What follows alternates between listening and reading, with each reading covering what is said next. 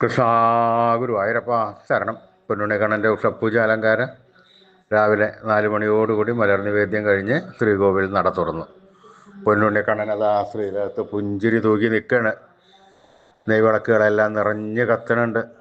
ആ നെയ്വിളക്കിൻ്റെ ശോഭയിൽ പൊന്നുണ്ണിക്കണ്ണൻ്റെ പുഞ്ചിരിക്ക് കൂടുതലൊരു ഭംഗിയുണ്ട്. പൊന്നുണ്ണിക്കണ്ണൻ്റെ തിരുമുഖം ചന്ദനം ചാർത്തിയിട്ടുണ്ട്. നെറ്റിയിലൊരു സ്വർണ്ണഗോപിക്കുറി അണിയിച്ചിട്ടുണ്ട്. ചെവിയിൽ ചെവിപ്പൂക്കൾ വെച്ചിട്ടുണ്ട്. മാറത്തൊരു സ്വർണ്ണത്തിലകവും ഒരു സ്വർണ്ണമാലയും ചാർത്തിയിരിക്കുന്നു. പൊന്നിൻ കിങ്ങിണി കെട്ടി പട്ടുകോണകം എടുത്ത് ഒരു പച്ചപ്പട്ട് ഞൊറിഞ്ഞെടുത്തിട്ടുണ്ട്. കയ്യിൽ ഓടക്കുഴലും താമരയുമുണ്ട്. സ്വർണ്ണ കിരീടം ചാർത്തി കിരീടത്തിന്മേൽ 2 തിരുമുടി മാലകളും 2 വലിയ വനമാലകളും ചാർത്തിയിരിക്കുന്നു. ആ പുഞ്ചിരിച്ച് നിൽക്കുന്ന ആ സുന്ദര രൂപമാണ് നട തുറന്ന സമയത്ത് ഭക്തന്മാരെല്ലാവരും കാണുന്നത്. ഭക്തന്മാരെല്ലാവരും നാരായണനാമം ചൊല്ലി കണ്ണൻ്റെ അടുത്തേക്ക് അതാ ഓടി ഓടി ഓടിപ്പോണു. സോപാനപ്പടിയിൽ നിന്ന് കണ്ണനെ കൺകുളിർക്ക കണ്ട് ആ കണ്ണൻ്റെ തൃക്കാൽക്കൽ വീണ് നമസ്കരിക്കണോ, പ്രാർത്ഥിക്കണോ. കണ്ണൻ്റെ അനുഗ്രഹം അവർക്കെല്ലാവർക്കും ഉണ്ടാവണം. ആ സുന്ദര രൂപം നമുക്കും നമ്മുടെ മനസ്സിലേക്കൊന്ന് ആവാഹിച്ചാലോ? എല്ലാവരും മനസ്സിൽ വിചാരിച്ചോളൂ. നല്ലപോലെ ഗുരുവായൂരപ്പനെ മനസ്സിൽ വിചാരിക്കുക. പൊന്നിൻ കിങ്ങിണി കെട്ടി പട്ടുകോണകം ഉടുത്ത് പച്ച പട്ട് ഞൊറിഞ്ഞുടുത്ത് കയ്യിൽ ഓടക്കുഴലും താമരയും പിടിച്ച് സർവാഭരണ വിഭൂഷിതനായി നിന്ന് പുഞ്ചിരി തൂകുന്ന ആ സച്ചിദാനന്ദക്കട്ടയെ മനസ്സിൽ വിചാരിച്ചോളൂ. പൊന്നുണ്ണിക്കണ്ണൻ നമ്മുടെ മനസ്സിൻ്റെ ഉള്ളിലേക്ക് അതാ കയറി വരണോ. പൊന്നുണ്ണിക്കണ്ണൻ അവിടെ വന്നു കഴിഞ്ഞാൽ ആ കണ്ണനെ അവിടെ കൂട്ടിപ്പിടിച്ച് നിർത്തി ആ കണ്ണനെ അവിടെ പ്രതിഷ്ഠിച്ച് ആ കണ്ണനുമായി കുറച്ചു നേരം സംവദിച്ച് ആ കണ്ണനെ ഒന്ന് കൊഞ്ചിച്ച് ഒന്ന് ലാളിച്ച് ഒരു മുത്തം കൊടുത്ത് ആ കണ്ണൻ്റെ തൃക്കാൽക്കൽ വീണ് നമസ്കരിക്കാം, പ്രാർത്ഥിക്കാം. കണ്ണൻ്റെ അനുഗ്രഹം നമുക്കെല്ലാം ഇപ്പോഴും ഉണ്ടാവും കേട്ടോ.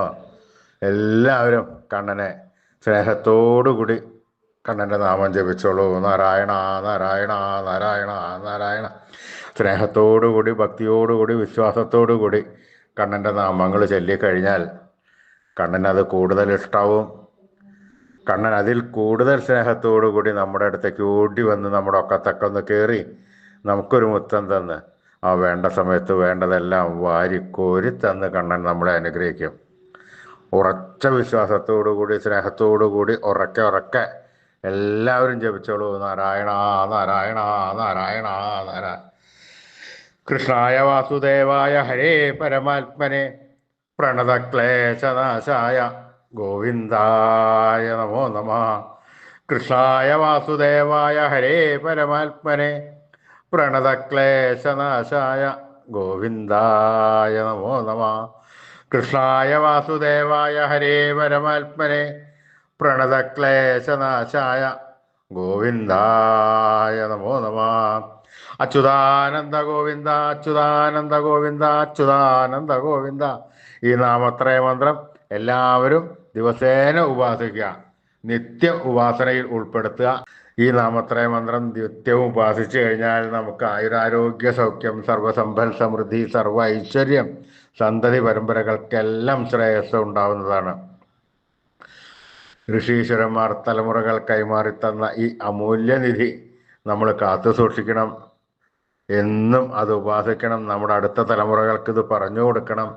അവരെ നല്ലൊരു കുട്ടികളായി വളർത്തണം. ഈ കലികാലത്ത് ജപിക്കുവാൻ പറ്റിയ ഉത്തമ മന്ത്രം കൂടിയാണ്. അതുകൊണ്ട് എല്ലാവരും നിത്യ ഉപാസനയിൽ ഉൾപ്പെടുത്തുക, നാമം ജപിക്കുക. അച്യുതാനന്ദ ഗോവിന്ദ അച്യുതാനന്ദ ഗോവിന്ദ അച്യുതാനന്ദ ഗോവിന്ദ.